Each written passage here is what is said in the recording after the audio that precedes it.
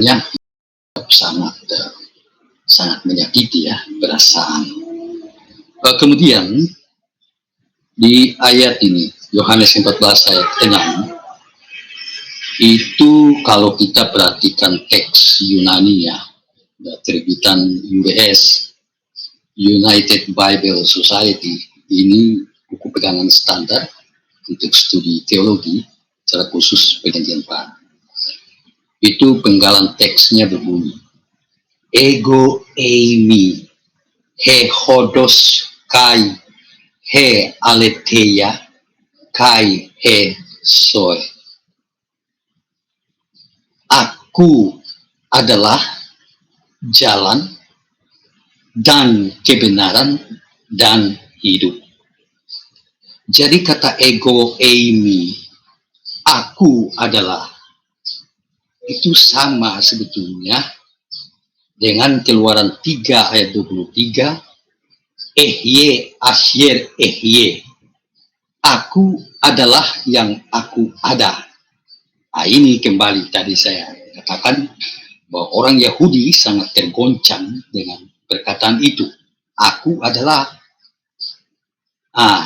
Itu bisa kita baca. Aku udah sampai.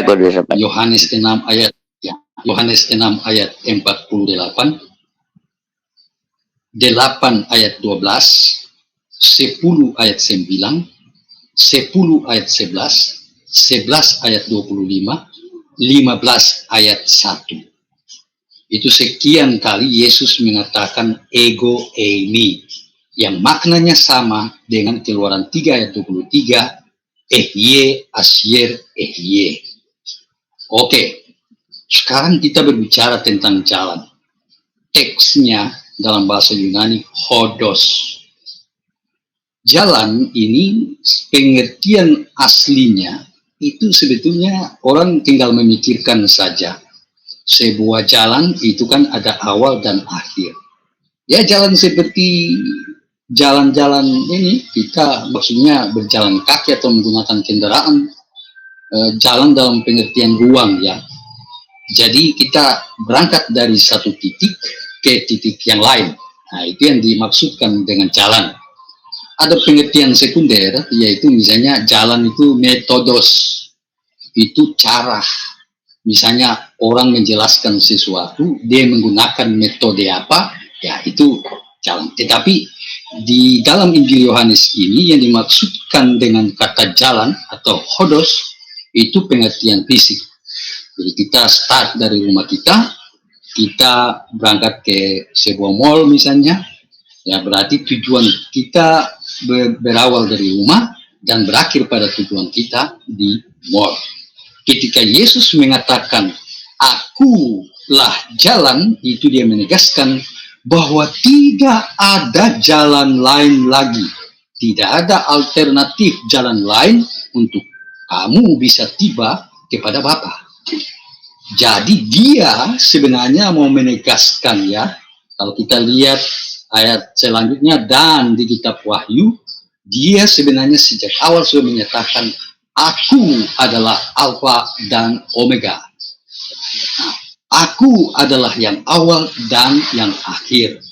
Dia adalah jalan itu sudah.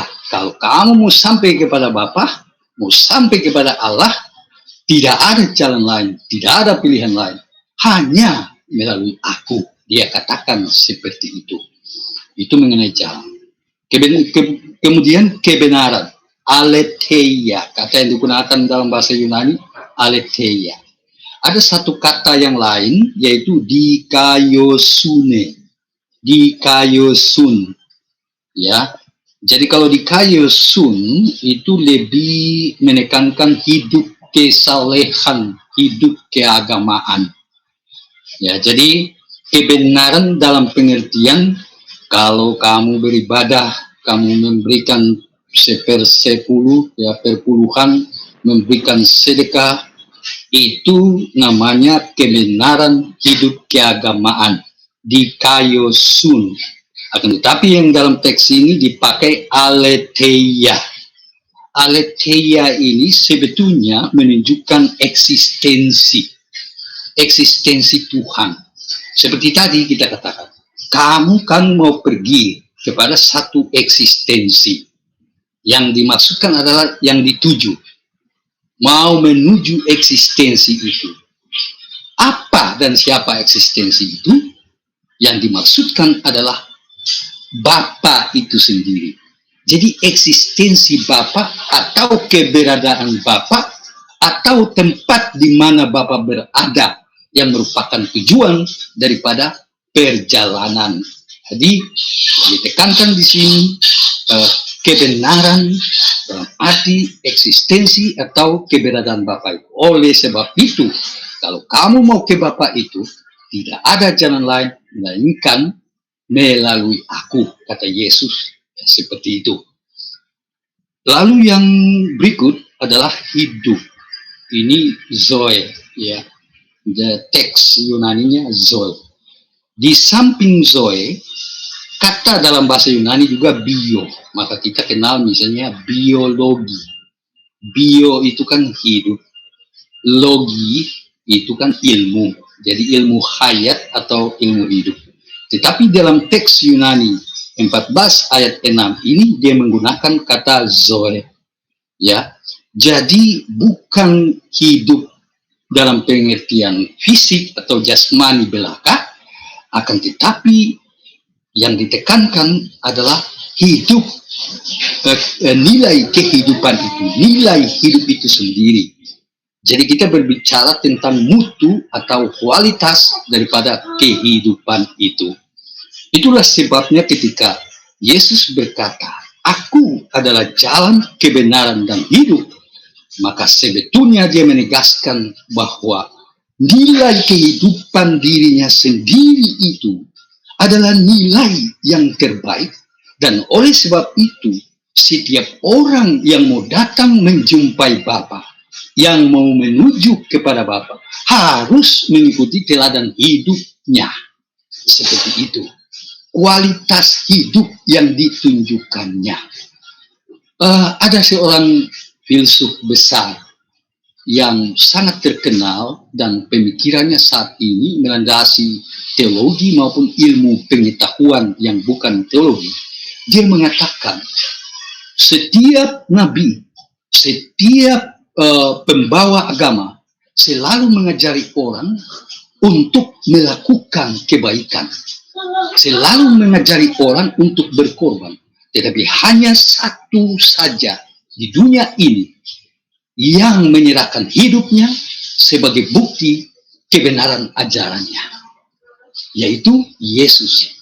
Yesus berbicara tentang apa yang dilakukannya dan dia melakukan apa yang diucapkannya. Perbuatannya itu yang diajarkan dan ajarannya itu yang diperbuatnya. Tentunya kita ini bukan manusia sempurna. Akan tetapi dengan mengatakan itu, Yesus mengajari kita untuk terus-menerus, ya, sehingga bisa menjadi sempurna. Kesempurnaan itu akan pada hari-hari yang akan datang, Yesus akan membersihkan kita dari dosa, ya, dan sudah ketika dia sudah berkorban di salib, dia sebenarnya sudah melakukan itu. Hanya kita masih tinggal di dalam dunia ini, maka Roh Kudus itu yang dari waktu ke waktu turut bersama dengan kita, merasakan perasaan-perasaan kita, mengetahui pikiran-pikiran kita. Dia membimbing secara persuasi, membujuk kita terus-menerus agar supaya menjadi serupa dengan Kristus. Dengan demikian, ucapan Yesus yang sangat besar ini, aku adalah jalan, kebenaran, dan hidup. Tiada seorang pun dapat sampai kepada Bapa kalau tidak melalui aku, memang merupakan satu hal yang kita sendiri orang Kristen sejak lahir ini harus renungkan dan melakukannya, tetapi juga kita kabarkan melalui media-media seperti ini, agar supaya saudara-saudara kita yang di seberang maupun yang non-muslim bisa dari waktu ke waktu memahami, bisa mengerti lalu bisa mengambil langkah pasti untuk mengikut Kristus. Ya Pak Ari, teman-teman, sementara demikian, Tuhan memberkati. Oke, terima kasih, Tuhan memberkati. Ya, kita salam di sini yang teman-teman yang baru masuk. Ya, salam Farhan. Assalamualaikum. Salam, waalaikum. Oke, terima kasih, Tuhan. Halo. Shalom. Halo, Pak Selamat pagi. Selamat siang, Pak Farhan. Apa kabar? Selamat siang, Alef. Pak Kore, juga selamat siang. Dan Pak Kaki Domba, silakan. Ya, salam. Aku jual domba, sekarang jual hatinya. Siapa tahu mikir mau beli. Aku ikutin dulu ya. Aku nggak tahu apa yang dibahas nih. Oke, saya dulu ya Pak Aritonang ya. Oh, boleh. Bagus tadi panjang, sangat panjang, dan pemaparannya saya bisa memahami dari Pak Felix, dan saya selalu suka dengan pemaparan yang menggunakan sebuah diksi-diksi yang sangat jelas ya, dan bermakna bukan bermakna ambigu, tetapi sangat jelas merujuk. Karena kalau kebenaran ya silahkan, itu kan internal, kebenaran internal. Saya mengatakan bahwa apa yang dilakukan Yesus Christ atau Yesus Kristus ini memang adalah sebagai prototipe sebuah contoh kebenaran. Artinya ketika jalan kebenaran dan hidup artinya merujuk kepada jejak-jejak langkah yang pernah dilakukan oleh Yesus, dan ini sebagai contoh bahwa kalau memang ingin selamat di dunia dan akhirat, ikutilah aku. Kok suaranya ada noise ya? Ada noise suaranya deh. Ya, oke, terima kasih. Pak Felix. Terima kasih. Jadi artinya saya setuju dengan ayat itu, dan selalu di diskusi manapun saya setuju bahwa Yesus adalah jalan kebenaran dan hidup. Artinya ketika kita mengakui Yesus adalah jalan kebenaran dan hidup, konsekuensi logisnya adalah mengikuti jejak-jejak langkah yang dilakukan oleh Yesus Kristus. Itu yang pertama. Yang kedua, jika kita memahami bahwa ayat itu secara literally, ya, seperti kata Pak Felix bahwa itu seperti jalan seperti itu, ini lebih harus dielaborasi dari sisi metafor menurut saya. Artinya ketika kita ingin menuju suatu tempat, tentu ada rute yang harus kita lewati. Nah, rute-rute inilah jejak-jejak langkah yang diberikan oleh Yesus ini untuk menuju keselamatan di akhirat kelak, kehidupan berikutnya, kehidupan kekal. Nah, apakah jejak-jejak langkah ini bisa kita pahami secara literal atau metafor?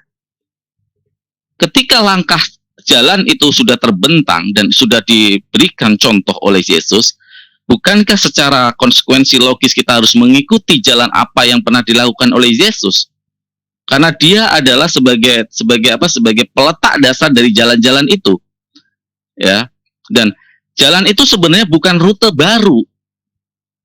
Itu bukan rute baru, tetapi rute yang memang meneruskan contoh, ya. Contoh apa yang dikatakan Yesus di dalam Matius 5 ayat 17 sampai 18.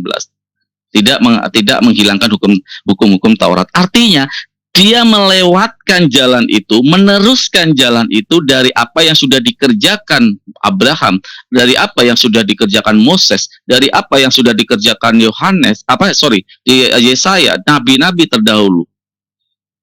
Karena ini akan ada konsekuensi logis kalau jalan pertama hanya Yesus yang tahu, yang meletakkan dasar jalan pertama ini, konsekuensi logis terus bagaimana dengan umat-umat sebelumnya, sebelum Yesus lahir, sebelum Yesus menjadi Tuhan.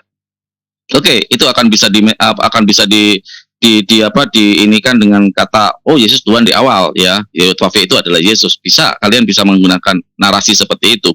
Tetapi jika kita memaknai ayat dalam yang dibacakan tadi, jalan kebenaran dan hidup, dan secara literal kita memahami seperti itu, tentu akan bertentangan dengan apa yang ada di dalam Bible itu sendiri. Karena di dalam Bible jelas bahwa Yesus bukan peletak dasar dari jalan itu, tetapi dia meneruskan jejak langkah ini dari jalur-jalur yang sudah dirintis oleh nabi-nabi sebelumnya. Itu sebagai contoh ya, sebagai contoh bagaimana di Matius itu tidak menghilangkan, dan dari dulu dan awal Bapa adalah Tuhan, ya. Yang ketiga, kalau saya mendengarkan pemaparan dari Pak Felix tadi, ada sedikit ambigu di sana ketika kebenaran itu kan bersifat ini ya, kita mempunyai kebenaran itu berdasarkan 3 dasar, ya, yaitu empirism atau indrawi kita melihat, ya, mengolah data, ya. Terus yang kedua adalah rasionalism, yaitu dengan otak, ya. Dengan otak nih kita memahami nih. Bagaimana, ya, indera melihat, rasio kita akan menimbang ini benar apa salah, ini salah atau benar, menggunakan logika kita. Rasionalism, empirism, ya. Setelah itu dengan hati menilai, menimbang, ya, apa nih sebenarnya kebenaran, apa sebenarnya. 3 dasar, ya, 3 dasar kebenaran yang harus kita pahami ini adalah bagaimana kita memahami sebagai titik langkah yang dilakukan Yesus. Kita kembalikan kepada ayat tadi, jalan kebenaran dan hidup, bahwa apa yang dilakukan Yesus harus kita teladani. Perintis jalan itu kan mengikuti, berarti kan mengikuti apa yang dikerjakan oleh Yesus. Itu konsekuensi logis, karena itu akan menjadi suri toladan kita, akan menjadi jejak langkah yang akan kita ikuti terus dari belakang. Nah, ketika Yesus benar menitikkan jalan itu, ya, membuat jejak-jejak langkah apa yang dilakukan harus yang untuk selamat di kehidupan kelak. Apakah umat Kristen sudah melakukan seperti itu? Apa yang dilakukan Yesus di Taman Getsemani? Apa yang dilakukan Yesus ketika berdoa? Apa yang dilakukan Yesus ketika berkhitan? Apa yang dilakukan Yesus, ya? Banyak. Saya bisa memberikan banyak bukti di dalam ayat Anda apa yang dilakukan Yesus, sedekah, apa yang dilakukan Yesus ketika berkorban, apa yang dilakukan Yesus ketika berpuasa, apa yang dilakukan Yesus, banyak. Dan ada aturan-aturannya, yang aturan itu secara syariat, ya, tentu berbeda dengan Yahudi. Sama, Islam berbeda, tetapi tujuan utamanya adalah keagungan kepada Yang Maha Kuasa. Nah, hal-hal seperti ini yang kita diskusikan, bukan ranah transendentalnya, bukan ranah doktrinalnya, tapi ranah logisnya. Karena manusia itu harus kita akui terbatas. Kita hanya bisa berdiskusi dengan apa yang bisa kita lihat. Kita bisa berdiskusi apa yang pernah kita pikirkan. Kita bisa berdiskusi apa yang pernah kita rasakan. Ranah iman akan sulit kita diskusikan. Saya sebenarnya tadi mau masuk yang lama tadi, yang udah keluar tadi, bapak pertama tadi yang berdua ada sama ada yang di bawah. Masih ada, ya. Ya. Oke. Dia mengatakan bahwa lama-lama dulu Farhan, ya, kita kasih kesempatan yang lain karena nanti sebentar karena diskusi. Ya, oke, Pak Felix tadi kan lama juga. Saya akan mengelaborasi maksudnya. Nanti saya suka dengan Pak Felix ini. Kenapa saya masuk, salah satunya ada Pak Felix. Terus yang terakhir, kalau kita mengelaborasi seperti itu, tadi ada jalan gelap dan jalan terang. Nah, ini yang akan kita lihat. Kita telusuri jejak-jejaknya, bukan langsung ujung loh, ya. Wah, Tuhan Yesus itu kebenaran. Whatever, itu silakan, itu hak Anda. Saya akan mengakui Allah Subhanahu wa taala yang benar. Tetapi bagaimana kita memikirkan secara empirisme dan logis, bagaimana argumentasi kita bisa dipikirkan secara nalar. Jangan menggunakan ranah, kamu gak diraungi Roh Kudus seperti yang diskusi satu malam. Ya nggak ada selesainya kalau kita berbicara ranah doktrinal dan ranah transendental diambil dari ranah keimanan. Pasti kalian akan bilang, wah, kamu gak dipenuhi Roh Kudus, kamu gak paham ayat itu. Nggak bisa. Kita harus berpikir secara logika. Kita manusia kok. Kita nggak tahu kebenaran mana yang diakui Sang Maha Kuasa, tidak. Tetapi kita sebagai manusia tentu kita menggunakan logika kita dalam berargumentasi, bukan hanya ranah yang bersifat transendental. Mungkin itu sebenarnya masih panjang, tapi ditegur sama pemilik room. Saya semalam jam 3 ditelepon sama Bang Aritonang. Silakan lanjut, saya tak nyimak dulu Bang Aritonang. Oke, silakan. Ini Takiyah dulu atau Pak Kore, silakan. Kita di sini. Ya, aku dulu lah. Ya, silakan. Menurut pemaparan Pak Farhan, ya, bahwa Yesus itu adalah manusia, tapi kami membuktikan Yesus adalah Tuhan dari firman dari 1 ayat 1, Yohanes 1 ayat 1 itu menyatakan pertamanya adalah firman, ya. Dan manusia sudah menjadi firman sudah menjadi manusia, itu sudah ada di dalam kitab kami. Apakah Yesus itu dari pertama adalah Tuhan? Ya jelas, karena Yesus bukan dijadikan dari sperma atau ini, ya. Kami tidak datang dari apa yang najis. Tuhan kami tidak datang dari najis seperti yang dikatakan dalam Quran. Dan Tuhan kami tidak diciptakan. Dia langsung adalah firman. Ya, dan dia sudah jadi baru masuk, bukan masuk dulu baru jadi. Tidak ya, jangan dibalik ya. Itu udah jelas di dalam ayat-ayat kami udah jelas. Karena di dalam kejadian dan manusia waktu pembuahan itu harus ada sperma dan ovum ya, atau sel telur. Itu udah jelas sekali. Karena tidak ada sperma, nggak mungkin ovum itu jadi. Ya, seandainya pun dia bilang ada sperma, maka Isanya itu yang hamili malah jadi Allah sendiri. Allah yang menghamili si Maryam. Itu malah kebalik-balik untuk menentang dia. Jadi pusing. Jadi anaknya, berarti Maryam ada anak. Nah, anak Allah jadinya. Ya, jadi anak Maryam, Isa Al-Masih adalah anak Allah. Jadi Allah ada anak. Itu juga bertentangan dengan di ayat mereka. Dan untuk menyatakan bahwa perjanjian ataupun hukum-hukum Taurat, kenapa diikuti Yesus, itu wajar. Karena Yesus hidup di dalam keadaan orang Yahudi. Dia hidup di dalam keadaan Yahudi.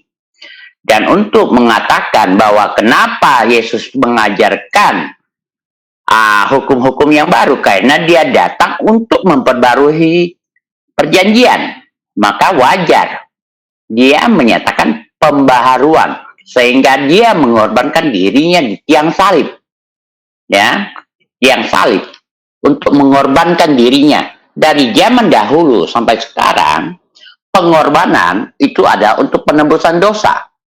Ya, penebusan dosa, korban binatang contohnya.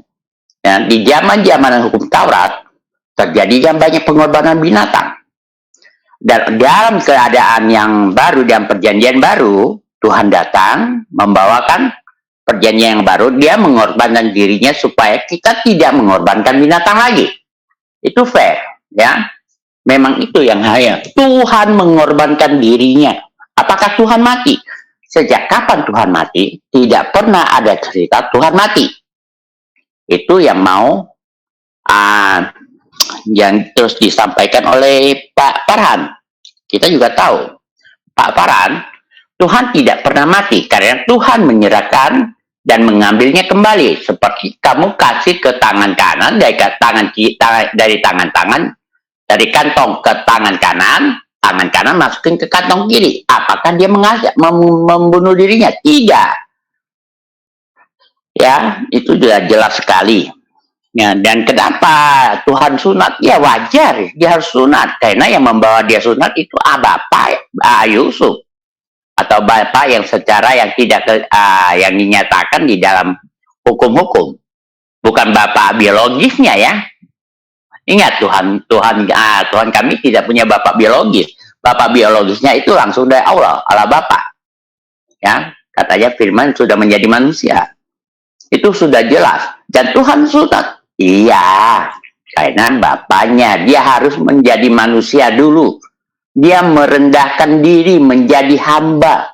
Dan dia taat sampai mati. Kenapa harus taat? Kenapa Tuhan harus taat? Membuat contoh buat manusia supaya mereka juga taat. Ya, itulah yang menyebabkan banyak salah persepsi dari orang-orang sebelah, teman-teman kita atau saudara-saudara kita yang di sebelah. Selalu menyatakan Tuhan itu mati. Tuhan itu sunat. Tuhan itu punya orang tua. Aneh. Kita juga bingung dia orang. Gimana sih cara pemikirannya? Kalau kita compare ke dalam Al-Quran, maka Al-Qurannya akan menjadi berantakan. Seandainya dari pernyataan mereka menyatakan begitu. Itu juga tidak masuk akal jadinya. Ya, jelas ya. Ya, oke, saya sampai di sini, nggak usah terlalu panjang. Oke, silakan yang lain. Yo, Pak Kore, silakan. Oke, makasih Pak Ari. Salam semua. Salam, Bo. Korek aja terus. Ya, salam. Salam. Shalom.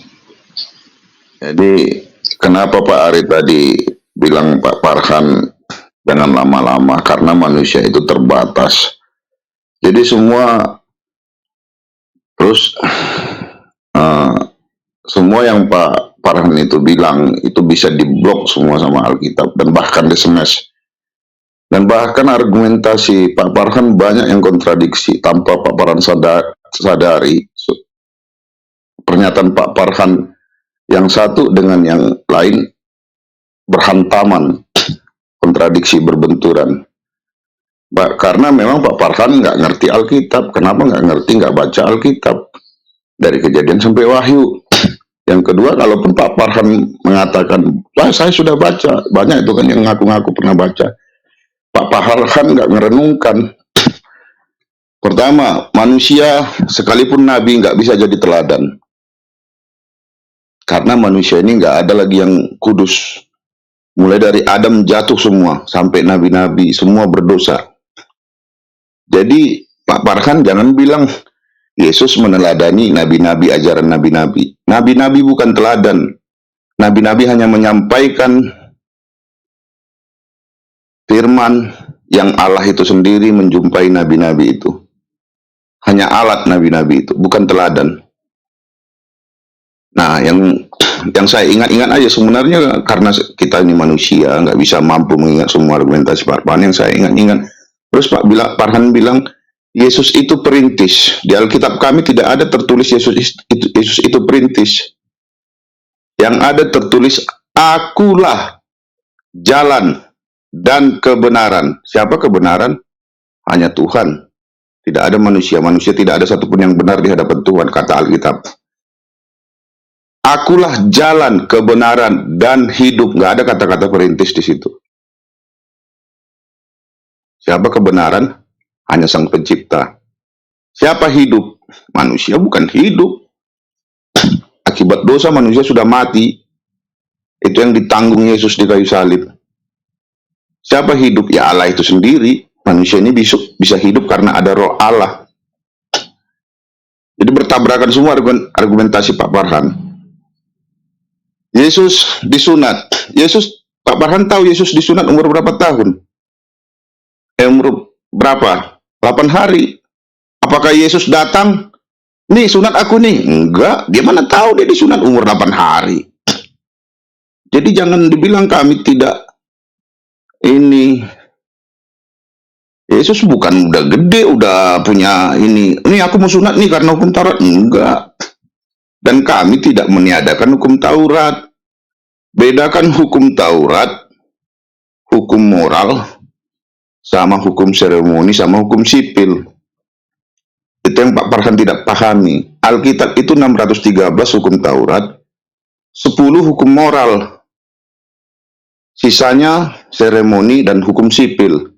Contohnya, di Israel sana, tak bisa hukuman mencuri disamakan sama hukum di Indonesia, karena kita orang Indonesia. Karena dunia ini udah ada batas-batas negara. Nah, terus hukum seremoni, tata cara ibadah. Nggak bisa disamakan seremoni zaman dulu ke zaman sekarang. Tapi hukum moral tetap dipakai. Yang 10 itu. 10 perintah Allah itu. Itu menyatakan, hukum itu menyatakan kita itu tentang dosa kita. Makanya dibilang kudus. Jadi semua manusia ini gak ada satupun yang bisa melakukan 10 hukum moral itu tanpa mengenal Sang Kudus itu. Melalui kasihnya lah kita. Karena kita di bawah penghukuman. Semua manusia ini semenjak Adam berdosa, semua di dalam penghukuman. Nah, karena kasihnya, dia mengambil hukum itu. Ditanggungnya lah hukum itu. Melalui kayu salib. Karena manusia ini nggak ada lagi yang selamat. Nggak ada lagi. Hukum itu harus terjadi. Penghukuman itu harus terjadi. Apa yang bisa kita bawa ke Tuhan untuk minta ampun? Semua punya dia. Miliknya, semua dunia ini miliknya. Nggak ada yang nggak bisa kita rayu Tuhan. Ampuni aku Tuhan dengan ibadah kita. Nggak bisa. Kita ini udah di bawah penghukuman. Penghukuman itu harus terjadi. Karena Tuhan itu bukan pelin-pelan. Kalau dia bilang, kau makan buah itu kau mati. Terjadilah kematian itu. Gak bisa neko-neko Tuhan. Tuhan kalau udah menetapkan perintahnya, mati-mati. Tetapi karena kasih kemurahannya, diambilnya lah hukuman itu, ditanggungnya melalui anaknya, firmannya itu. Supaya itu jadi teladan kita, guru kita, raja kita, Tuhan kita. Kita terima dia semua itu. Nah, disitulah keselamatan itu terjadi. Jadi nggak ada di Alkitab kami seperti Pak Farhan bilang dari tadi semua itu. Itu cuman menurut Pak Farhan, bukan menurut kitab kami. Jadi itu Pak Farhan. Di Tuhan kami itu hidup. Karena hidup. Makanya dia bilang, akulah jalan, kebenaran, dan hidup. Itu dulu ditambahin teman-teman. Tambahin ya. Jadi menurut Farhan, apakah yang disempurnakan Nabi Muhammad dari segala hukum Taurat? Kita bingung, apa yang disempurnakan? Nggak ada. Apa yang dituruti dari hukum Taurat? Tidak ada. Semua dihajar sama nabinya. Itu membuktikan nabinya tidak mengikuti ajaran terdahulu. Ya, jelas sekali ya. Oke, silakan yang lain. Iya, boleh aku tambahi? Boleh Ya. saya jawab, Pak Alef? Oh Ya, ya udah, silakan Bang. Enggak, ya. Kalau Pak Farhan tadi kan mengatakan kenapa Tuhan mati. Ya, itu sudah dinubuatkan di Kejadian. Kenapa Tuhan lahir itu pun juga dinubuatkan di Kejadian. Karena kita mesti tahu, ya kan? Yang mati kedagingan. Roh kehidupan itu tidak pernah mati. Roh yang ditiupkan Tuhan kepada Adam itu tidak akan pernah mati. Ya kan? Sama nanti pada hari penyelamatan, kedagingan itu mati. Yang diselamatkan yang hidup itu tinggal apa? Itu kan menjadi pertanyaan balik. Kalau daging itu mati, yang diselamatkan Tuhan apa dari manusia? Yang mau dihakimi apa? Apa daging itu akan dibangkitkan kembali? Seperti itu Tuhan juga Tuhan Yesus. Yang mati itu daging, roh Tuhan itu tidak pernah mati. Karena kenapa? Dibilang firman menjadi manusia, itu telah digenapkan di Kejadian. Seperti keturunan Hawa akan meremukkan kepalamu. Seperti itu juga Hawa diciptakan dari tulang rusuk Adam, dibungkus dengan daging. Seperti itu juga firman Tuhan dibungkus dengan daging. Karena Hawa pun tidak diciptakan dari sperma. Firman pun tidak pernah diciptakan dari sperma, itu dibungkus daging. Siapa yang bisa tahu di dalam rahim Maria itu yang dibungkus pakai apa? Apa ada sperma di dalam? Itulah mujizat Tuhan. Firman itu dibungkus dengan daging. Seperti kejadian, seperti kejadian Hawa, seperti itu juga Tuhan itu sendiri. Kalau kedagingan itu mati, ya mati. Firmannya enggak. Kenapa? Itu sudah dinubuatkan. Upah dosa itu maut. Daging itu akan mati semua. Tapi yang tetap hidup apa? Ya roh.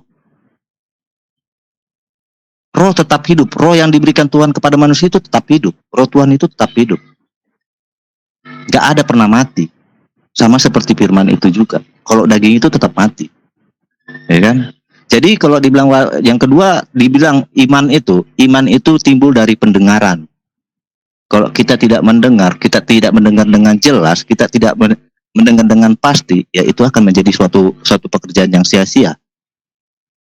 Kalau kita tidak mendengar dengan paham apa maksud dan tujuannya, itu akan menjadi pekerjaan yang sia-sia.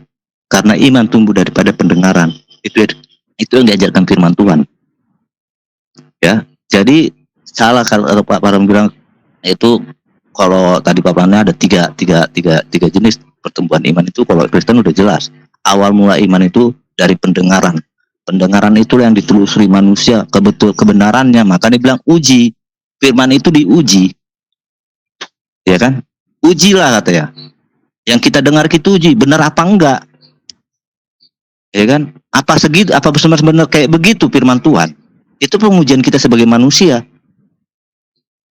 Bukan untuk cuman kita tangkap pendengaran itu, kita masukkan dalam iman kita, ya kita imani aja. Enggak, kalau di Kristen enggak, kita uji. Jadi tentang sunat itulah pendengaran kita. Kita mendengar kabar ada sunat, kita uji, benar enggak sunat itu dari Tuhan? Orang Kristen kan harus seperti itu. Makanya orang Kristen pintar-pintar, dia menguji. Itu perkataan Tuhan apa enggak? Perkataan Tuhan itu untuk siapa? Kita menguji. Karena kita bukan orang Kita manusia yang diberi akal dan pikiran. Karena iman tumbuh dari pendengaran. Jadi setiap sesuatu firman yang diberikan kepada manusia, kita harus mendengarkan dan menguji tujuannya untuk apa dan untuk siapa. Itulah orang umat Kristen sebenarnya, Pak Farhan. Makasih Pak Farhan. Oke, Pak Aritonang boleh saya ini? Satu menit Pak. Mumpung saya ingat tadi saya maklumlah manusia ini kan Oke, bisa lupa, silakan. bisa tidak ingat, ya namanya kita dubbing kan. Ini mumpung saya ingat tadi pernyataan saya yang mengatakan argumentasi Pak Farhan ini ada yang kontradiksi. Mumpung saya ingat nih, Pak Farhan tadi bilang Yesus Tuhan bagi kalian, whatever lah, saya nggak peduli. Bagi saya Yesus bukan Tuhan gitu tadi ya.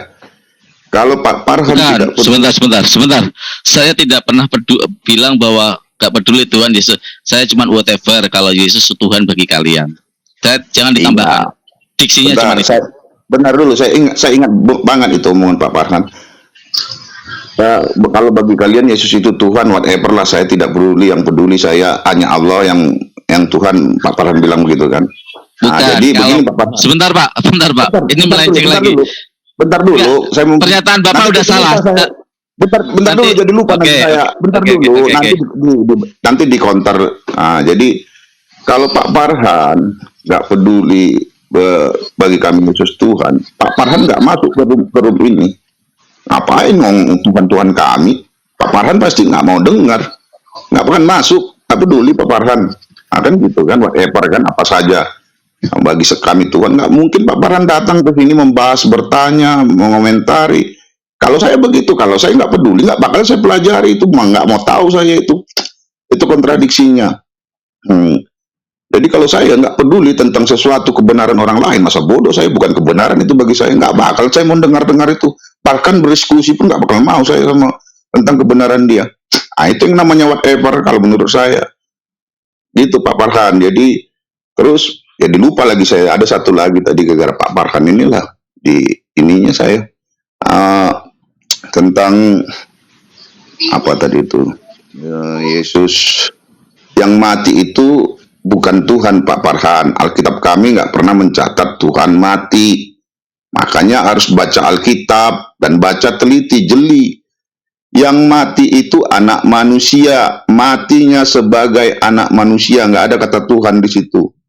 Yang lahir itu anak laki-laki, bukan Tuhan. Yang lahir itu anak laki-laki. Makanya malaikat bilang, sesudah lahir berilah dia nama Yesus. Jadi anak laki-laki itu yang namanya Yesus, sesudah lahir. Jadi jangan ada bertebaran argumentasi, Tuhan kok lahir, Tuhan kok mati. Enggak ada di Alkitab kami tertulis Tuhan lahir, Tuhan mati. Yang mati itu anak manusia, yang lahir anak laki-laki. Oke, ditambahin. Oke, sudah ya. Wah, saya harus mengingat. Gilirannya Pak Farhan, karena sebelum ini sesudah saya kan Pak Farhan ya. Nggak bisa nangkap semua nanti Pak Felix. Boleh saya dulu nggak Pak Felix sebentar? Atau kita tentukan waktunya saja. Jadi jadi bingung saya menangkap semuanya nanti. Sebentar Pak Felix. Mumpung ingat Pak Felix. Pak Felix. Ya. Sebentar ya. Nanti Pak Felix, saya menghormati Pak Felix. Takutnya saya lupa juga. Ya, saya tadi berkata bahwa tidak ada saya berkata seperti yang dikatakan Bapak tadi ya. Yang saya katakan adalah silakan whatever Yesus sebagai Tuhan. Kalian percaya, saya hanya percaya kepada Allah Subhanahu wa taala. Bukan tidak peduli atau seperti apa. Artinya silakan, itu pemahaman kalian. Dan kalau saya dikatakan datang ke sini, ngapain kalau whatever, saya diundang Pak. Itu yang pertama. Yang kedua, ranah diskusi lintas agama itu memperbincangkan agama masing-masing. Bukankah tadi malah kontradiktif omongan Bapak dengan teman Bapak sendiri? Ujilah. Nah, anggap saja saya sebagai penguji dari pihak luar. Dan kalian menjadi penguji dari pihak luar kami. Bukan Bapak yang menguji firman kami yang menguji. Pak, tolong jangan disautin dulu Pak. Bisa Pak? Nanti terdistract juga sama, saya lupa jadi semuanya nanti. Nah, terus kalau dibilang bahwa tadi ada yang saya ingat tadi, Yesus itu kecil, dia nggak tahu minta disunat. Bapak mungkin belum baca Bible Bapak sendiri semuanya ya, ada yang dilupakan ayatnya kayaknya Bapak ya. Pak, baca di ini Pak, ketika Yesus menguatkan sunat Pak, di dalam Yohanes 7 ayat 22 Pak. Jadi inilah yang saya bilang, kalau mau diuji, ayo uji dengan Bible kalian sendiri. Di Yohanes 7 ayat 22, jadi Musa menetapkan supaya kamu bersunat. Ya, sebenarnya sunat itu tidak berasal dari Musa, tetapi dari nenek moyang kita. Dan kamu menyunat orang pada hari Sabat, disuruh sunat kok. Apa ini Yesus sudah kecil? Enggak, Yohanes 7:22 itu ucapan Yesus, merah semua, Pak. Jadi alasan argumentasi Bapak tadi, emang dia tahu kalau dia disunat? Ya memang kecil nggak tahu, tetapi setelah besar dia malah justru menguatkan ritual sunat ini, ya. Itu yang pertama. Yang kedua, tadi Bapak bilang yang mati itu bukan Tuhan, tetapi kedagingannya. Sekarang saya tanya, kita manusia biasa aja deh, nggak usah Yesus. Roh kita mati nggak? Enggak, Pak. Yang mati juga tetap daging kita. Apa bedanya kita sama Yesus? Nggak ada catatan sejarah roh itu mati. Yang mati ya tetap daging kita, sama kayak Yesus yang mati dagingnya. Jadi Kalau Anda permasalahannya di mana? Jadi gini Pak Paran. Jadi permasalahannya di mana Pak Paran? Ya permasalahannya berarti kematian Yesus tidak ada bedanya dengan kita, bahwa ruh memang itu semua ruh itu tidak ada Jadi yang mati. Gini anggapan Pak Farhan, ada nggak orang mati hidup lagi nggak? Bangkit lagi setelah 3 hari. Jadi kamu nggak Apa ngerti saya di kasih situ. catatan? Ada kasih catatan medis, ada beberapa mati bisa hidup lagi, walaupun itu udah ditetapkan dokter mati ternyata hidup lagi. Jangan ribut dulu. Saya jangan dipotong aturan. Tampilin Yohanes 7 ayat 22 nggak sampai 23. Itu perkataan Yesus. Coba tampilin dulu supaya nggak. Siapa manusia dia tahu kapan? Pak Ari, sebentar Pak Ari, tampilin Yohanes 7 ayat 22. Aku mati 3 hari, bangkit. Mana manusia yang tahu? Biar nggak jadi framing. Mana Pak ucapan Yesus secara pasti akan bangkit, Pak? Itu hanya tanda-tanda, Pak. Terus Bapak bilang sebentar, saya kok di distract ya? Saya tadi memberi waktu luas banget. Sebentar Farhan, karena sebentar kita tampilin Yohanes 7 ayat 22 nanti dulu dibahas dong. lagi. Jadi kita bisa bahas supaya nggak jadi framing. Nggak tahu kan takut kita kan framing ya nggak, jadi kita tampilin dulu. Aduh, selalu kayak gini. Kalau nggak dikasih waktu deh kayak anak muda deh. Bukan kasih waktu. Jadi kita tampilin dulu supaya nggak jadi framing kan kata ini. Kamu bilang Yesus suruh sunat. Saya kesini menghargai Pak Ariton. Sebentar Pak Lev, benar Pak Lev. Nggak apa-apa. Menghargai Pak Ariton.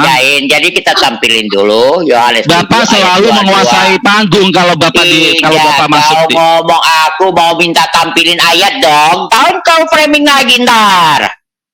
Astagfirullah. Jangan kau tandakan kira-kira kau punya suara gede kau menang. Ini. Tampilin dulu kita baca. Kau itu Alep. Mulut kau ini saya nggak bisa aku ngomong pelan-pelan. Kau udah teriak-teriak. Kau kira kau bisa menang kayak gitu? Aku juga bisa kencang. Udah kita baca dulu. Baca dulu ayatnya, coba dibaca. Ya. Tarik tenang. Kita baca dulu. Gini aja. Saya sama Alep aja kasih waktu 5 menit. Berani Alep?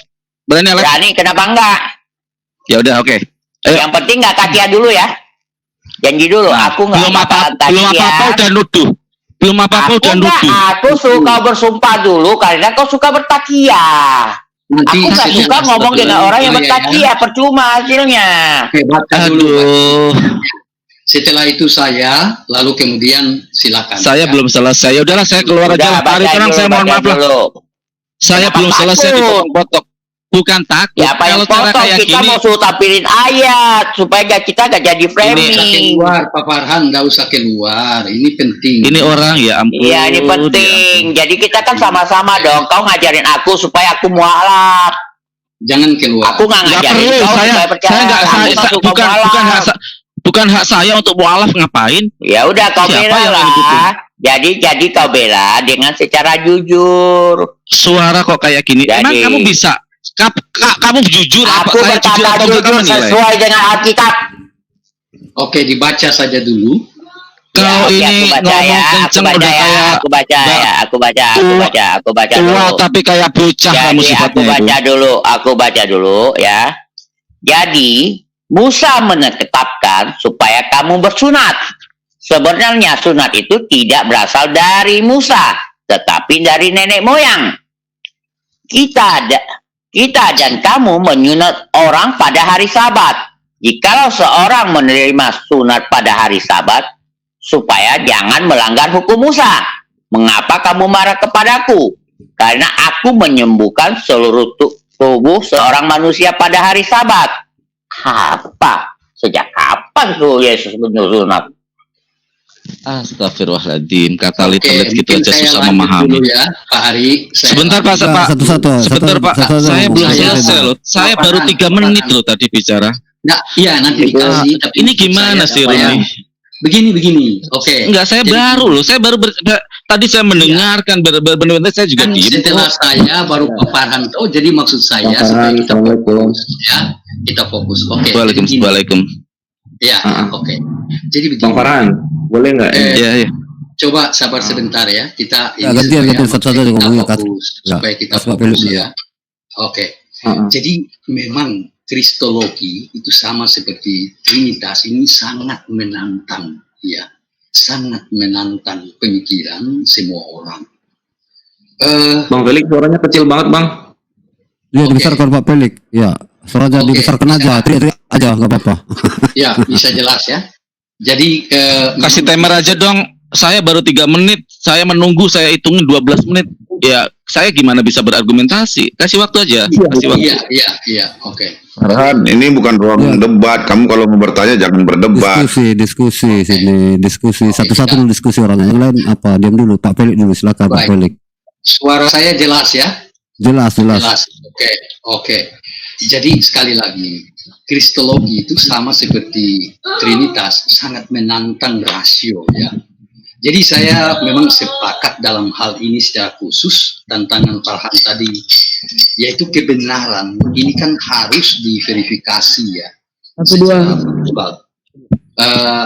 Syarat-syaratnya secara rasional itu adalah harus empiris ya, kuat, bersifat empiris, kemudian rasional, tetapi juga yang terakhir itu harus dapat dirasakan, dalam hal ini feelings dan prehensi ya, kalau kita mau menjabarkan, karena istilah-istilah yang digunakan itu istilah-istilah filosofis dan itu menyangkut epistemologi kita, yakni bagaimana kita mengetahui sesuatu itu benar. Dan saat ini kita berbicara tentang kebenaran. Yang tadi saya sampaikan itu aletheia dan dikaiosun. Ada perbedaan, tadi saya sudah bedakan, hanya ini sudah pada tataran elaborasi, maka memang kedua ini tidak dapat dilepas pisahkan secara ketat. Ya, oke, dari sisi empirisme, Yesus itu adalah suatu fakta. Itu dilihat memang ya secara fisik, secara jasmani. Jadi masuk dalam sistem bagaimana orang itu melihat, dia mengolah data, dan Yesus adalah fakta empiris. Ya, soal penjelasan itu mungkin diskusi yang lain. Kemudian dari sisi rasional ya, ini sangat rasional ya, bahwa Yesus memang menegaskan dirinya, saya mau katakan mengeksplisitkan dirinya, mengkonkretisasikan diri kebenaran itu. Memang selama ini kebenaran dipahami sebagai sebuah konsep abstrak, menyangkut nilai dan lain sebagainya. Akan tetapi di dalam diri Yesus kita temukan satu proses konkretisasi diri. Mengapa saya katakan konkretisasi diri? Yohanes 1 ayat 1 mengatakan pada mulanya firman itu bersama-sama dengan Allah, dan firman itu adalah Allah. Oke? Tidak ada seorang pun yang pernah melihat Allah ya, kecuali konkretisasi diri Allah itu sendiri. Oke. Nah, lalu kita lihat kenapa konkretisasi diri itu rasional? Karena ya saya bertolak saja dari data utama saya, Alkitab, yaitu Yohanes 1 ayat 14, bahwa firman itu telah menjadi manusia. Ketika dikatakan menjadi manusia, itu proses konkretisasi diri yang tadi abstrak, yang tadi sangat metafisis, itu dinyatakan secara empiris sehingga bisa dicerap, di feelings ya, secara rasional, lalu pada akhirnya berimplikasi kepada feeling-feeling, rasa-rasa, atau prehensi-prehensi secara moral. Nah, pada sisi ini kita berbicara rasa hati. Ini para murid melihat satu prototipe dari kebenaran itu. Itu yang tadi dari awal ketika melakukan refleksi saya katakan bahwa apa yang diucapkan Yesus itu yang dilakukannya. Apa yang dilakukan itu yang diucapkan atau diajarinya kepada para muridnya yang waktu itu bersama dengan dia maupun kepada kita pada saat ini. Sehingga pada intinya saya setuju dengan Pak Farhan bahwa memang kebenaran itu harus diuji secara empiris, rasional, tetapi juga diuji dengan rasa, yakni prehensi-prehensi kita atau feeling-feeling kita terhadap kenampakan yang ada, yaitu diri Yesus itu sendiri. Saya kira kita fokus di sini karena kita tadi kan berbicara tentang Yohanes 14 ayat 6. Silakan dielaborasi lebih jauh dan kita menyempitkan persoalannya di situ dulu. Nah, sehingga setiap orang silakan berpendapat karena Yesus adalah kebenaran. Maka kalau dia kebenaran, dia bukan hanya milik saya, milik kita semua, dan dia memiliki kita semua.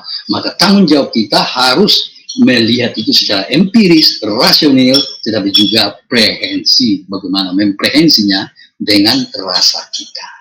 Oke, silakan. Terima kasih. Oke, terima kasih. Ya, terima kasih. Sebentar dulu ya, sebentar. Saya Salam bulan Abata. Salam Abata, selamat siang. Ya, selamat siang Pak. Tolong tampilkan dulu Abu Daud 60 Pak. Hadis Abu Daud 60. Biar kita tes dulu. Enggak apa-apa. Tampilkan dulu Farhan dulu. Biar Farhan dulu. Iya, Farhan dulu bersama. Iya, nanti baru dilanjutkan lagi. Silakan. Oke, Laiku. Ya, biarkan Farhan dulu ngomong, nanti anak Batak baru ke aku gantian. kasih pertama setelah Farhan berbicara. Setelah Farhan ya dimbul semua ya nanti Batak nanti ya mau nyanggau mau apa mau nampilkan silakan Farhan kita di sini apa beretika gitu, jangan motong ya, silakan Farhan tapi jangan lama-lama, silakan Farhan. Mana Farhan ini? Oke. Bro Farhan, sebentar bro, sebelum mulai bro, sebentar. Kalau mau tampilin ayat, mau sebut ayat, kita tampilin aja ya. Jadi kita nggak ribut-ribut, jadi nggak dipelintir gitu loh. Kan kita nggak enak bro. Aku mau marah sama kamu kan nggak boleh. Aku kan dilarang marah-marah, jadi dosa deh aku. Sorry bro ya. Ya tampilin ya bro ya. Ya oke, makasih ya. Oke, nanti ditampilkan aja ayat-ayat yang saya sebut ya. Yang pertama, anak Batak tadi minta Abu Daud ya. Anak Batak, kamu punya utang sama saya untuk tilawatil ya. Kita buktikan. Utang apa Farhan? Gak usah disautin. Tilawatil, lomba membaca Al-Quran sama saya katanya. Itu ada di video saya. Kapan? Jangan meluas. Kita fokus pada tema. Kapan Farhan? Kapan? Ayo Farhan, kapan? Bikin jadwal. Sudah dulu. Lanjut. Oke, jangan disautin anak Batak. Ya, silakan. Ya, oke. Saya cuma mengingatkan. Oke. Yohanes 14 ayat 6 tadi ya. Jalan kebenaran dan hidup. Kita bahasnya kan di situ. Nah, ketika tadi mengatakan bahwa jalan kebenaran hidup, saya tidak ada yang bertentangan atau kontradiksi. Buyar semua, materi saya buyar semua tadi karena gara-gara terpotong ya. Artinya, saya tidak berkontradiksi bahwa Yesus tidak melakukan apa yang dikerjakan, tidak. Memang dia melakukan sebagai suri toladan, contoh itu pasti sebagai suri toladan. Terus kalau tadi berkata bahwa nabi-nabi itu bukan suri toladan, mereka teladan Pak buat umat-umatnya. Musa buat umatnya adalah teladan. Ya. Harun juga sebagai imam besar, bahkan ada ayat yang mengatakan tidak ada tongkat yang harus ada nama Harun sebagai imam-imam. Imam itu kan yang mengatur umat, Pak. Jadi nggak ada kontradiksi di sana apa yang saya bicarakan. Terus saya tertarik malah ya, nggak tahu kenapa ya, yang berbicara di ruang ini banyak, tapi yang bisa masuk ke dalam otak saya adalah ini, bicara Pak Felix malah, yang konteksnya Pak Felix yang bisa saya tangkap. Gini Pak Felix, ketika kita berbicara tentang kebenaran, ya apapun itu kita terbatas Pak. kita ini terbatas. Empirisme ini yang pertama harus kita lakukan, yaitu penglihatan. Habis itu baru rasionalisme, diolah data di neokortek kita, pathway mengirim sebuah data kepada hati nanti yang akan menentukan baik atau buruknya, ya. Nah, ketika kita memahami seperti ini, kita harus kembalikan kepada apa yang menjadi suri teladan. Suri teladan kalian kan Yesus. Nah, apa yang dilakukan Yesus itu, jalan kebenaran dan hidup ini artinya adalah mengikuti jejak-jejak langkah yang dilakukan oleh Yesus. Diikutin semua. Karena apa? Ketika kita tidak mengikuti sedikit saja, kita akan melenceng dan jadi tersesat. Mungkin masih ingat permainan mencari jejak di ketika kita pramuka. Ada jejak-jejak yang ditempelkan, seperti pita merah arahnya kemana, pita kuning arahnya kemana. Kalau kita salah memanai, pasti akan salah. Pita kuning harusnya ke kanan, dia malah belok ke kiri. Nah, kalau kita kaitkan tadi dengan Yohanes 7 ayat 22 yang sunat tadi, kalau kalian membantah bahwa itu bukan perintah, ya nggak masalah. Itu hak kalian. Tetapi ketika kalian membantah bahwa itu bukan perintah, apakah itu juga bukan apakah di sana juga ada kata larangan? Tidak ada kata larangan, jangan bersunat, nggak ada. Yang melarang justru adalah Paulus, yang mengatakan bahwa jika kamu disunat, tidak bergunalah Kristus bagi kalian. Bayangkan, berarti Yesus itu udah takiyah itu bang, itu udah takiyah bang. Kau nggak bisa menafsirkan kitab suci kami. Ayatnya mana ya?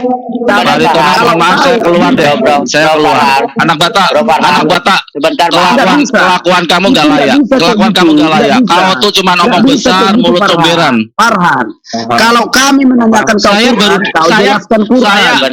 Jangan pula jadi kau yang menjelaskan. Sampai kasih. Anak Batak tunggu dulu, anak Batak tunggu dulu. Aku ngomong dulu Farhan. Sampai saya kasih menit loh. Saya baru 2 menit 16 detik. Enggak. Soalnya kamu menyebut bahwa Paulus melarang sunat. Jadi kami minta ayat. Iya, coba kami minta ayat. Nah, tolong minta ayatnya. Aku kasih kau jalan lagi. Kau bicara terus. Tapi ayatnya mana coba? Ya, bicara. Paulus melarang sunat. Nah, ayatnya mana? Sunat sebentar. Sunat tidak berguna buat kalian ya. Oke. Iya, coba ayatnya mana? Ayatnya mana? Oke, sebentar. Waktu dimatikan ya kalau ada ini mati. Gak apa-apa. Ntar kamu lanjut lagi. Tenang aja, bro. Oke, Galatia 5 ayat 20. Debat. Berapa? Galatia 5 ayat 2. Oh, tampilin bro, tampilin dulu, kita baca dulu Galatia 5 ya. ayat 2. Farhan, kalau Farhan, Anda kita kalau baca masuk dulu. diskusi jangan menyimpulkan kitab suci kami. Bagaimana kalau kami menyimpulkan kitab suci? Galatia 5 ayat 10. Coba kita baca dulu. Kamu bertanya, Gak salah, nggak apa-apa. Dibantah nggak apa-apa. Nggak apa. Dalam diskusi kan saya memberikan pemaparan. Betul bro. Jadi kita cari dulu Galatia 5. Nggak apa-apa, antum habis Anak itu kamu Batak. lagi.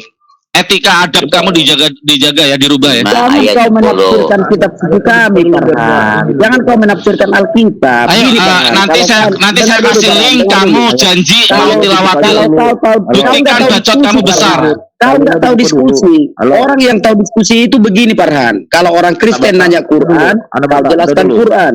Kalau kau nanya Alkitab, orang Kristen jelaskan Alkitab. Kayak gitu diskusi. Bukan jadi kau yang menjelaskan kitab suci kami.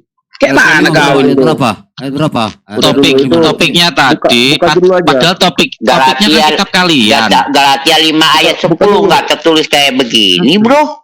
Galatia 5 ayat 2. Galatia 5 ayat 2. Oh, Galatia 5 ayat 2. Ya, Ini gara-gara anak Batak nggak kedengeran nih. Nggak usah ribut, capek gue denger ributnya mah. Ya anak Batak, saya jelaskan ya. Kamu kan baru masuk. Topiknya itu Yohanes 14 ayat 6. Topiknya ini 14 ayat 6 Yohanes. Ya udah, Farhan, Tunggu dulu. Nggak apa-apa, tapi gini, gantian nanti ya, oke. Ya, Kau baca dulu ayat, nanti saya tampilkan ayat Al-Quran dan kamu harus baca. Kalau kamu nggak bisa baca, nggak layak kamu ngomong sama saya. Kau Karena mulut kamu cengeng, besar. Farhan. Kau cengeng macam perempuan, Farhan. Baca aja Galatia 5 ayat 2. Udah jangan nyerang pribadi lah. Ini ayatnya udah tampil tuh. Aku bingung. Sesungguhnya aku Paulus berkata. Oh ya, jelas baca lagi. Baca bro.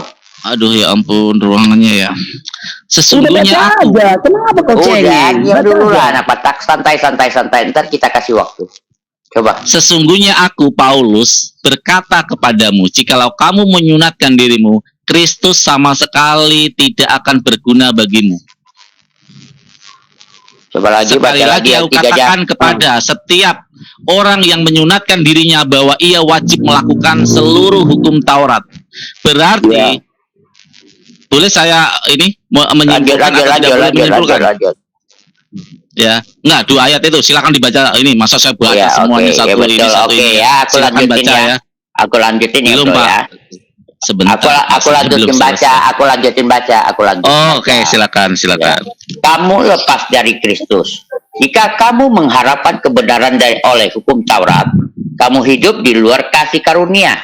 Sebab oleh Roh Kudus dan karena iman, kita menantikan kebenaran yang kita harapkan.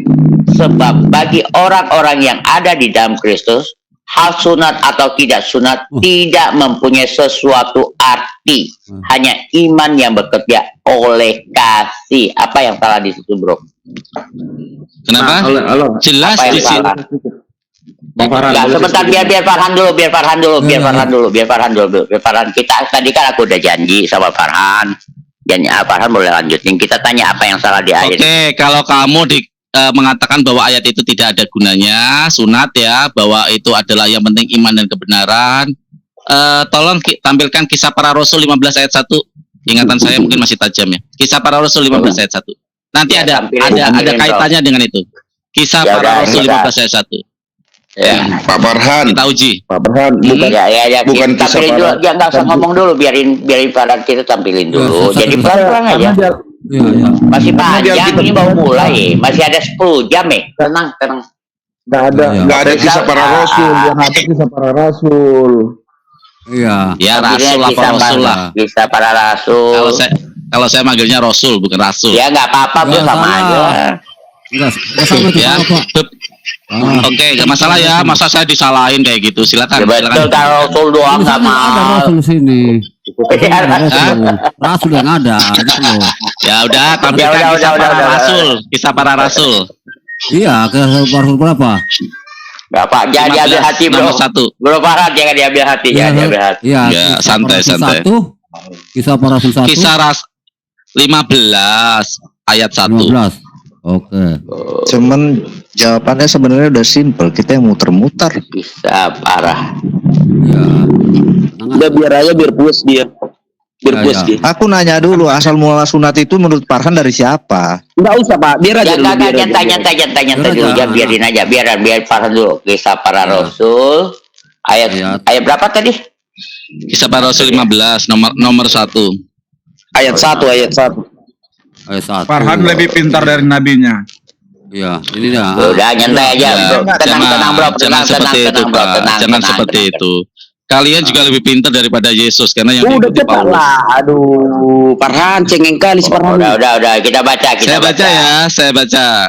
Beberapa orang datang dari Yudea ke Antioquia dan mengajarkan kepada saudara-saudara di situ, jikalau kamu tidak disunat menurut adat istiadat yang diwariskan oleh Musa, kamu tidak dapat diselamatkan.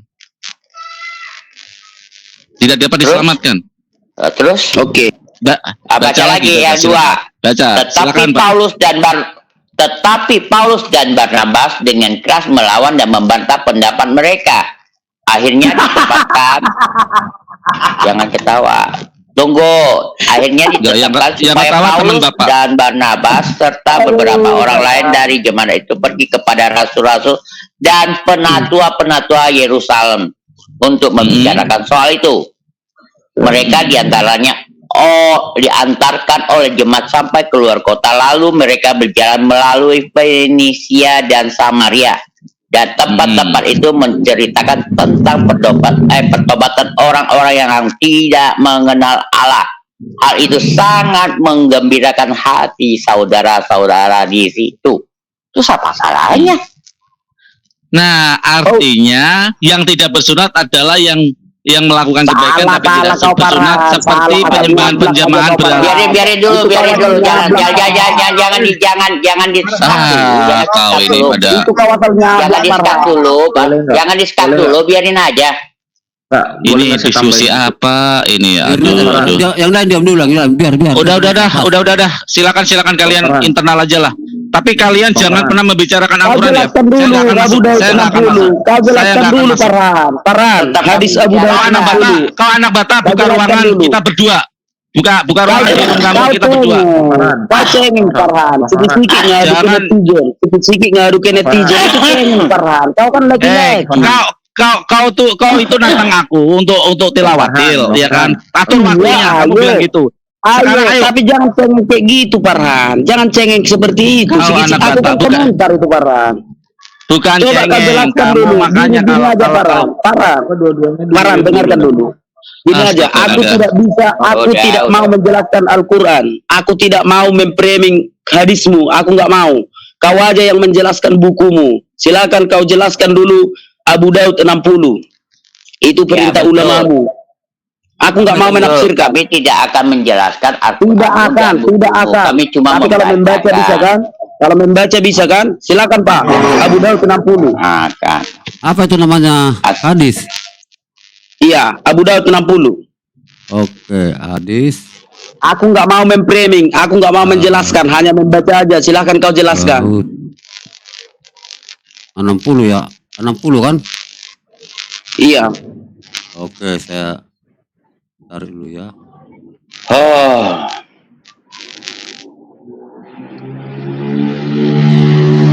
Saya ngomong. Aduh, ini adalah sumur budaah ya. Sumur budaah yang kamu Iya. bawa. Iya, kau jelaskan aja. Aku nggak membantah. Kau jelaskan Oke. aja. Tapi membaca Nanti boleh kamu kan? jelas. Membaca boleh. Nanti kamu jelaskan roti jelai ya. Itu nanti ada kaitannya bagaimana kedaruratan Oke. di dalam suatu tempat ya. Oke. Nggak apa-apa. Aku hanya membaca ya. Udah, saya apa dulu ya? Saya share dulu ya.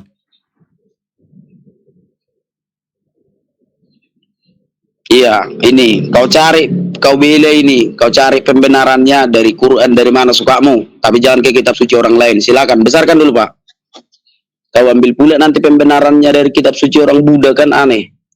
Coba besarkan lagi Pak. Nggak nampak aku. Kenapa kayak gitu handphoneku Ya ini? di sini kenapa ya si anak bata kayak menguasai panggung ya? Aku bukan membaca aja. Oke, Bisa baca lagi aja. dibesarkan, Saya Pak. dengarkan. Saya Besar dengarkan. ini. Udah besar itu. Coba scroll ke bawah. Kenapa kecil kali ya? Ya ini udah pasti ini. Udah saya jelaskan lah, saya udah paham ini, udah topik lama ini ya. Sumur budaah Iya. saat itu dalam kondisi, tahu sendiri dalam kondisi di Arab Saudi ya, di padang gesang seperti itu zaman Rasulullah tidak ada air.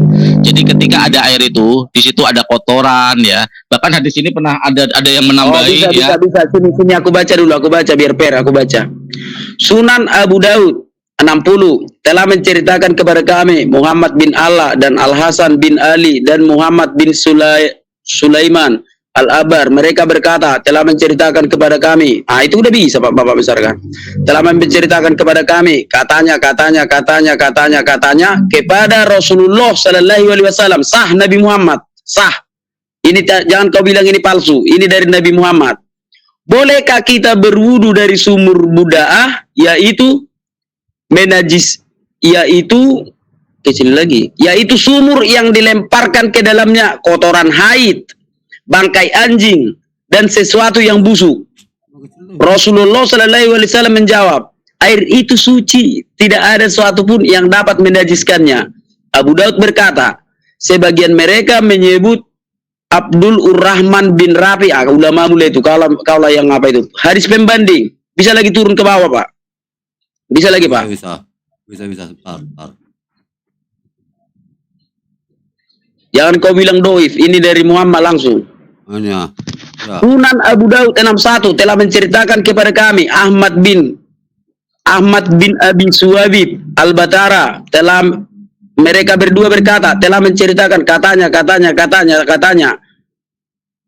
Abu, bahwasanya engkau telah diberi air dari sumur Buddha, yaitu sumur tempat pembuangan bangkai anjing, bekas kotoran, haid dan kotoran manusia. Maka beliau sallallahu alaihi wasallam bersabda, sesungguhnya air itu suci, tidak ada sesuatu pun yang dapat menajiskannya. Abu Daud berkata, dan saya telah mendengar Qutaibah bin Said berkata, saya pernah bertanya kepada penjaga sumur tersebut tentang kedalamannya. Dia menjawab, dalam kondisi air yang maksimal bisa mencapai tempat tumbuhnya bulu kemaluan, artinya setinggi pahala.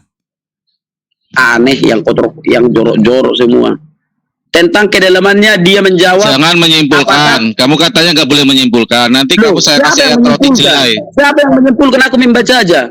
Apabila berkurang dia menjawab di bawah aurat. Abu Daud berkata, dan saya sendiri pernah mengukur sumur Buddha dengan selendang saya julurkan ke dalam sumur, kemudian saya tarik kembali, ternyata tingginya adalah 6 hasta. Kemudian saya bertanya kepada orang yang membukakan pintu kebun untukku dan mengantarkanku kepadanya, apakah bangunan sumur itu telah dirubah dari semula? Dia menjawab, tidak. Dan saya melihat dalam sumur itu tempat airnya yang sudah berubah warna. Hadis pembanding ke bawah lagi, Pak, biar jangan doif. Ada lagi ke bawah lainnya, ini sebentar aku bacakan. Enggak, ya ini lagi ke bawah. Sunan Abu Daud, kau tahu Sunan Abu Daud kan, itu ulamamu yang sangat terhormat. Aku tidak menyimpulkan, silahkan. Kenapa bisa air bekas bangkai anjing itu dikatakan Nabi suci? Silahkan. Oke, saya simpulkan ya. Di situ kalimat yang dikasih tanda merah, yang di atas, ya, yang di atas itu adalah air itu adalah tidak najis. Hukum air itu tidak najis. Sekarang kalau kamu mengatakan bahwa itu kan buat berwudu ya, saya kasih tahu, berwudu itu bukan hanya air. Bahkan pakai debu yang kita kira jorok aja bisa mensucikan. Ketika kita wudu, mau sholat, tidak ada air di situ, pakai debu aja bisa suci. Pakai debu. Makanya pahami syariat Islam ya, itu yang pertama. Yang kedua, lari ke debu. Ini masalah air yang bercampur bangkai anjing, Farhan. Kok lari kau ke debu? Astagfirullahaladzim. Saya bisa dikasih waktu gak sih? Dari kemarin kayak gini nih anak nih. Berputar-putar kau, Farhan. Orang yang dibahas air yang ada bekas air. Ini kok lari kau ke debu? Air itu buat berwudu. Itu ya asbabul wurudnya. Itu air kau jelaskan air. Silakan, air kau jelaskan, jangan debu. Kamu kalau ngomong lagi, gue lagi nyautin, ya, gue keluar gak apa-apa. Aduh. Biasakan itu. Pengecut apa? Kau bilang aku pengecut. Pengecut apa kau? Pernah aku perlakukan kamu kayak gitu di ruangan gue? Pernah nggak? Santai. Hei banci. Santainya. Batak banci. Kau kenapa anak batak sama saya? Kau pengecut, kau sedikit-sedikit mau kabur, Mau kabur apa? Kau sama aku aja yuk. Kasih waktu yuk. Ayo kemarin. Ya udah jelaskan dulu hadis itu. Sekarang kamu kemarin nantang saya tilawatil. Tolong saya Kau kan kemana-mana kan. Jelaskan dulu sumur yang ada bangkai anjing itu. Jangan kau lari ke debu. Yang di situ dibahas adalah sebuah sumur yang air. Itu namanya komparatif argumentasi. Paham nggak kamu? Sebentar, jangan kau bikin logika anak TK, Farhan. Sebentar dulu. Ini yang aku bacakan dari hadis itu adalah sebuah sumur. Anak Batak, mulut kau comberan. Aku lagi jelasin. Mulut kau tuh Farhan. Kenapa mulut kau tuh kurang ajar kau, penipu kau. Sama saya kau debat sekarang. Ayo. Dulu. Yang kita bahas itu nama dia anak Batak gak? Nama dia anak Batak. Sumur yang ada bekas air. Sumur yang ada kotoran manusia. Berargumentasi kamu kalah, berdiskusi kamu menghujat, menipu, kata-katamu kasar, merendahkan orang. Kurang ajar kamu. Saya mau menjelaskan dipotong, coba. Ada dipotong, jelaskan aja. Tadi kamu debu, air kok dikatakan air anjing, kok kotoran air hek itu kamu jelaskan, bukan debu. Itu namanya komparatif, idiotes. Ada komparatif itu kok bangkai anjing kok ada, jelasin bangkai anjing, air hek itu kok suci, jelaskan. Ini para idiotes ini luar biasa ya, mulutnya lebih panjang daripada otaknya ini kayaknya nih. Udah diam kamu, sama saya kamu debat, ayo. Mulut kau itu lebih panjang. Nah itu makanya kamu, udah kalau kalah debat kamu menista, kamu merendahkan orang, kamu kata-katamu kotor dan jijik. Memang kamu seperti itu kok. Sudah jelaskan saja itu. Jangan kamu lari-lari, jangan kamu kesana kemari kayak monyet. Kamu jelaskan itu bangkai anjing itu kemudian air hek kok suci. Jelaskan sekarang. Ya, jelaskan aja. Jelaskan. Dan kamu lari-lari sama saya, kamu mati kutu kamu. Ayo, jelaskan. Ayo Farhan, jangan lari kamu, jangan kabur kamu, buronan kamu. Jelaskan itu bangkai anjing kok air haid itu juga kenapa dibilang air suci? Di Arab tahun 600-an sudah ada air kok. Kotoran manusia kok suci? Jelaskan itu. Coba sekarang kamu bilang kotoran manusia suci. Mana ada kalimat kotoran manusia suci? Ayo. Ayo. Kan kamu yang ngomong tadi. Air yang suci. Mana ada kalimat di situ? Ya itu apa bangkai anjing dan yang lain-lain itu air yang suci. Itu air yang suci bukan? Kok bisa berwudu? Air yang suci itu airnya yang suci, bukan bangkainya. Makanya otak kamu panjang tadi bangkai anjing. Ya air yang suci itu ya ada di bangkai anjing tadi. Airnya yang tadi coba kamu jelaskan. Jangan kamu framing kata-katamu. Udah jelaskan saja, jangan banyak bacot. Jelaskan sekarang. Jangan nangis kamu. Kalau kalian tidak mau, iya idiotas. Tampilkan Pak Idiotas. Yang mana tadi? Baca lagi yang tadi supaya kupingnya ini sebahan ini supaya dengar. Ya, idiotas. Ayo buka Pak. Ada kata anjing itu suci, ayo. Yang di situ air itu suci. Diam kamu Farhan, diam dulu, dibacakan dulu, diam kamu. Jangan kamu ngasih ruangan kamu. Ya, jangan dibaca mulutmu itu tutup dulu. Timothy? Mulutmu tutup dulu. Ya, pantat kamu. Bacakan kamu sama. Bacakan mulut kamu sama kayak pantat diam kamu. dulu, diam. Bacakan Anda baca. Mulut kamu sama kayak pantat kamu. Bacakan Anda baca, diam dulu kamu jangan baca frame kamu kata-kata kamu. Kamu udah nangis kan. Mulut kamu kayak Bacakan Anda baca. Diam dulu. Apa nih udah debat kusir malahan ini? Ini kita diskusi Timothy. Sunan Abu Daud 60 dalam menceritakan kepada kami Muhammad bin Al-Ala dan Al-Hasan bin Ali dan Muhammad bin Sulaiman Al-Anbari. Mereka berkata, telah menceritakan kepada kami Abu Usama dari Al-Wahid bin Katsir, dari Muhammad bin Ka'ab, dari Ubaidillah bin Abdullah bin Rafi bin Kaji, dari Abu Sa'id Al-Khudri, bahwasanya pernah ditanyakan kepada Rasulullah Sallallahu Alaihi Wasallam, bolehkah kita berwudu dari sumur Buda'a, yaitu sumur yang dilemparkan ke dalamnya bekas kotoran haid, boleh bangkai anjing dan sesuatu yang berbau busuk. Rasulullah Sallallahu Alaihi Wasallam menjawab, air itu suci, tidak ada sesuatu pun yang dapat menajiskannya. Oke, sampai situ dulu. Nah, mana ada kata bahwa jelaskan. Sebentar. Turunkan lagi ke bawah. Jangan dipotong. Turunkan ke bawah. Saya baca dulu. Saya jelaskan dulu. Diam dulu Farhan, dibacakan dulu selesai.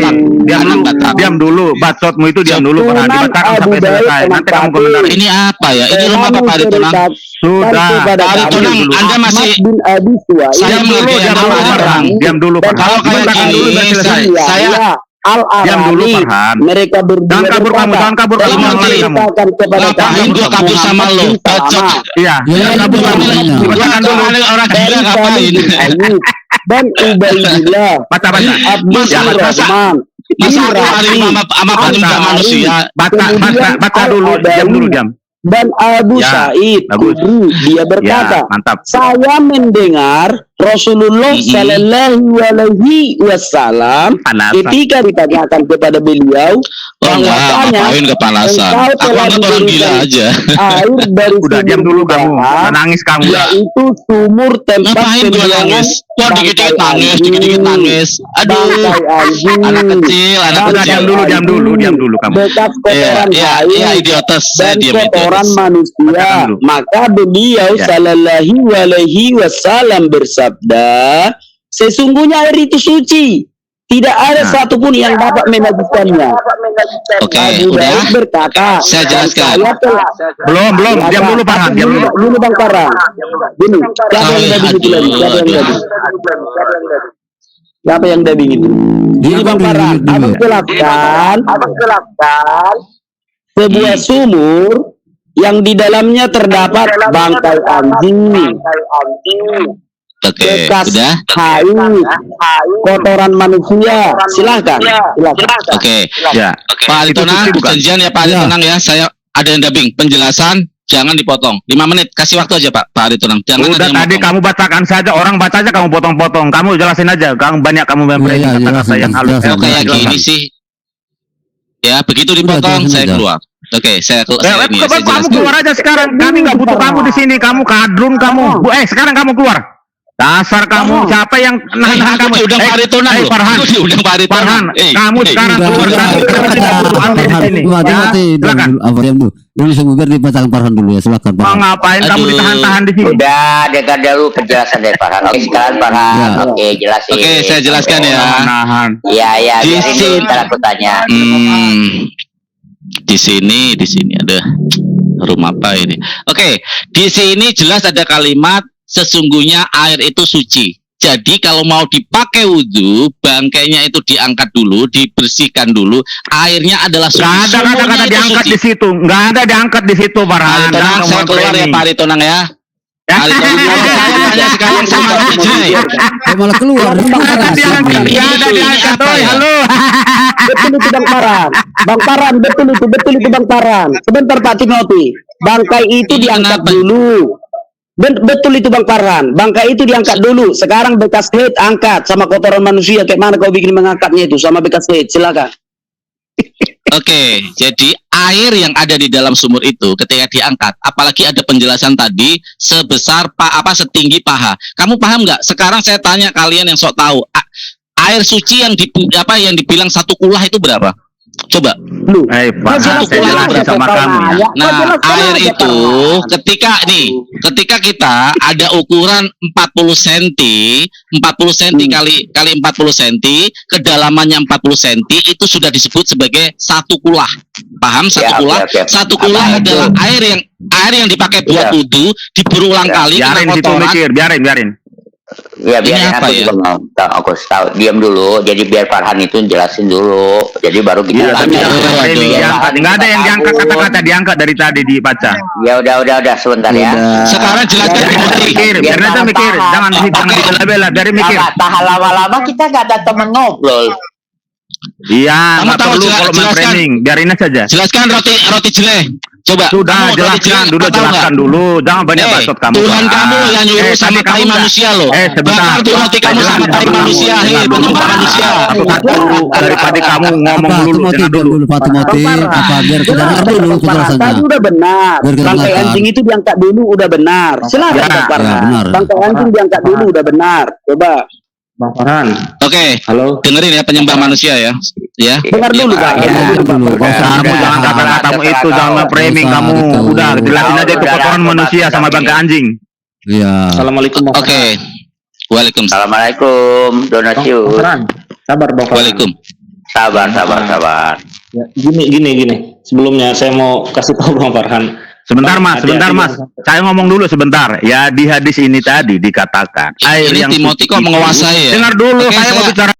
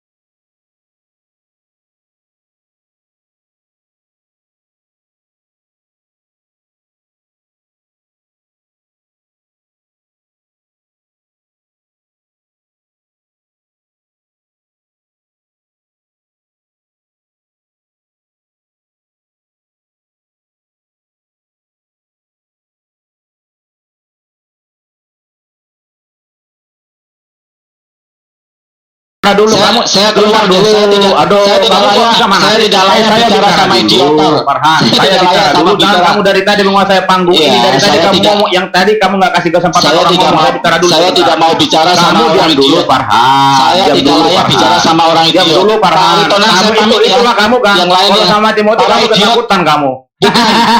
Saya menghindari bicara sama orang idiot. Kalau ini pantas ditinggalkan. Kalau udah kalah debat kamu malu kamu ya. Kamu dia celana udah basah ya. Bukan malu. Oh, tuh coba kanak-kanakan kan. Kanak-kanakan. Silakan bisa melihat dulu. Moralitas seperti ini kan orangnya. Sudah pikiran kami yang tidak ada Pak dari KD kamu framing. Saya bicara dulu. Bentar Pak Dikonang saya bicara dulu. Dia mau ditolong saya bicara dulu, dia penyembah manusia, penyembah orang yang sudah turun. Terima kasih. Kemarin